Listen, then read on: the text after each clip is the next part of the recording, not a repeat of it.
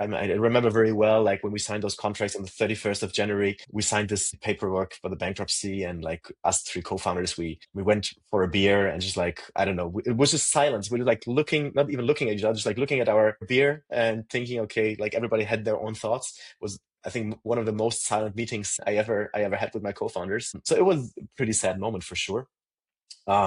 You rethink what went wrong and what kind of decisions have you taken which were not the right ones. Did we do this right? Did we do that right? So there was a lot of like self-doubt, to be fully honest, but I think you have to go through this process. I think the good thing on the other hand is we had nearly 20,000 customers in our database, and obviously we wrote like a goodbye email, like, hey, we're going to cease operations, thanks for everything, blah blah. And we had so much good feedback. Like people wrote so cute emails saying, hey, we loved what you did.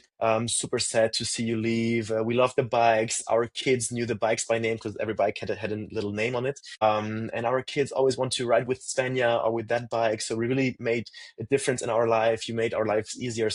This huge positive feedback and those really cute words in those emails really was like that was like the best thing that could happen in that moment, because you really felt you did something good, and you left something in their heads. And actually, what was also really cool is we were able, in this community that we had, we were also able to sell off the remaining bikes because the insolvency manager asked us if we could help him with that. So we were able to put those eventually 200 and I think 11 bikes that we had into the hands of this community that we had built over 2.5 years. And still nowadays, when I walk through the streets of Berlin, you see those blue bikes. People even like kept the branding on. So you see like Avocargo bikes still riding through Berlin even today, which is super cool.